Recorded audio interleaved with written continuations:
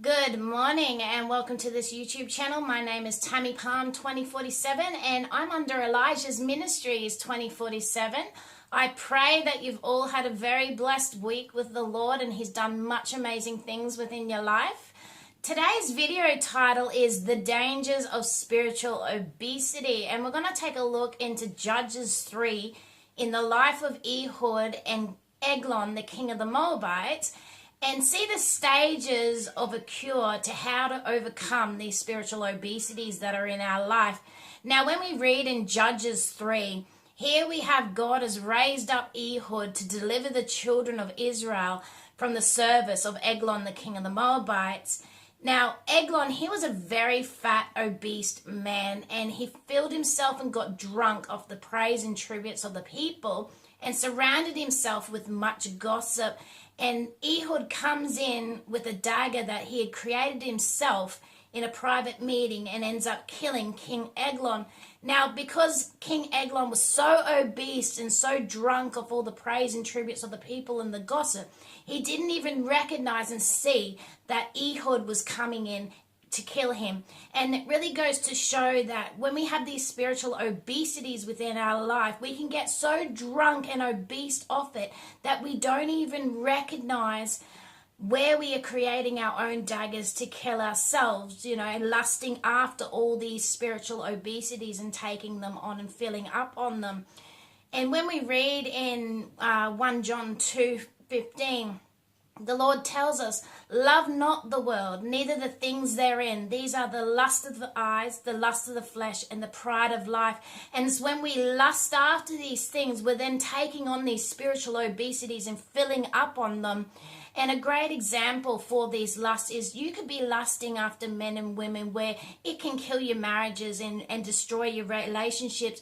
You could be lusting after junk food, where you're indulging in everything, all these cakes and bickies and soft drinks and takeaways.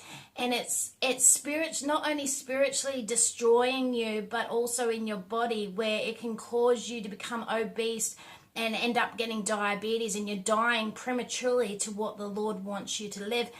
And, we could lust after smoking, alcohol, drugs, all these things that will slowly kill us and bring us into diseases and sicknesses. And also we could lust after wealth. Even our own ministries, we could lust after, which will become a spiritual obesity to us.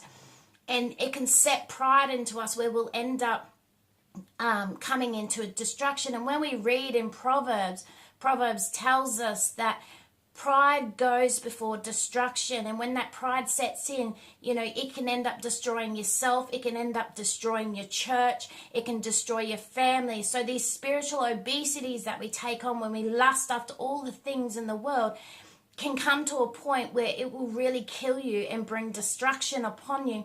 So now we're going to have a look into the first stage of finding a cure to remove these spiritual obesities that you have within your life. And that first stage is recognizing the spiritual obesities that you have. If you find that you're getting sick, or you're overweight, or you're struggling with not being able to give up smoking or drinking and all these things in your life, we need to be able to recognize that we have these spiritual obesities, and so that we're then able to move on to the next stages with God to have them removed out of our life. So the second stage that we're going to have a look in is Isaiah 58, which is really pleasing unto the Lord, and that is fasting and prayer. When we read Isaiah 58, the Lord says, cry aloud, spare not, lift your voice like a trumpet, and seek daily and delight in the ways of God.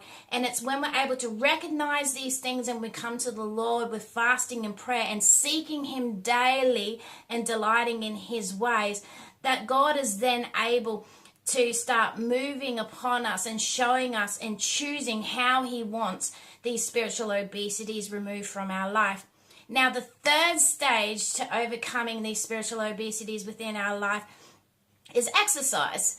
Now, just as you naturally exercise daily to keep your body fit and healthy and eat the right things, so too we must exercise daily in fasting and prayer seeking daily and delighting in the ways of the Lord, which is submitting to his will, where we can seek him daily and no longer allow it to be our will, but the will of God, and allow him to choose in these matters how to remove these spiritual obesities out of our life.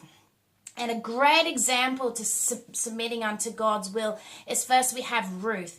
Ruth submitted unto God to marry Boaz. The second example is we have Esther, where Esther married the king. It wasn't of her will to marry the king, but she submitted unto the will of God, where God was then able to deliver Israel. And also we have Jesus, Jesus, the greatest example of, not by my will, but by the Father's will. And it's when we're able to submit unto the will of God and how God chooses to remove these spiritual obesities from our life, that then God's really able to move and deliver and take all these things out of your life where you can live right for him. Of ourselves, we can do nothing. It is only through Jesus Christ and his strength that he gives us that we can overcome these things. Now, I'm going to share a quick testimony of myself of one of the spiritual obesities that I have struggled with. Now, since I was 14 years old, I'm 37 now, sorry. But since I was 14 years old, I started smoking and I struggled with it all my life. And on my own, I tried to use the gums. I've tried to use patches. I've even tried to quit straight up. But each time I would do this, the enemy would come and bring things into my life that would cause me to stumble, and I'd again pick up a cigarette and start smoking. I was never able to overcome and get this out of my life, this spiritual obesity of smoking. And it come to one day where I had tried e-cigarettes, and although the e-cigarettes didn't have nicotine in them, when I started smoking the e-cigarettes, what happened is the oils from the e-cigarette went into my lungs and filled my lungs up with oil, and I ended up being hospitalized, and the pain was that great. I thought I was going to die. I thought that was it for me, that my lungs had gave in and I'm not going to be able to get over this. But, I ended up becoming well and getting it out of my life, and I started smoking again because of the stress. Now, it wasn't until I'd given my life to the Lord where I really cried out to the Lord and sought him. I cried aloud like a trumpet to him. I said, Lord, I have tried everything in my life. All on my own, I have tried to give up smoking. I don't want to smoke. It is destroying my lungs. It's destroying my life. And also, I want to be able to live a life according to your will. I don't want this smoking in my life anymore. And, so I had to come to the point where I seeked God, and I seeked him daily to be able to try and have this spiritual obesity removed from my life. And that's when the Lord brought to me Rabbi Elijah Michaels to have a talk to me about this. And he spoke over me from the Lord that the Lord was wanting me to slowly remove this spiritual obesity out of my life. So I was told to start off with just my average smokes per day, which were 33 per day, and every 2 weeks cut down. And that is what I've done. I've cut down every 2 weeks, 2 weeks, 2 weeks. And now it is to the point where God has really moved that I can barely see how many I'm taking in until the point that I know that God will deliver me from these things. And, God really shared with me that with some people, it may be an instant delivery, but with other people and the circumstances of their life, God will take the time and take the patience to deliver you out of this. But it's when we try to do it on our own and we try to do it our own way, that's when Satan can really come in and try and condemn you. And you end up turning back to that spiritual obesity again, because he'll make you feel like you're a failure and you're not going to be able to give it up, or, you're not giving up as fast as what people expect you to. But know that when you seek God and God gives you that answer of how to remove these spiritual obesities out of your life, that he has the patience. He will slowly pull it out of you, and each person is different to one another as to how God will do this within your life. So, don't rush. If you have these spiritual obesities, come to God, seek Him, and submit to His will of how He wants you to remove it.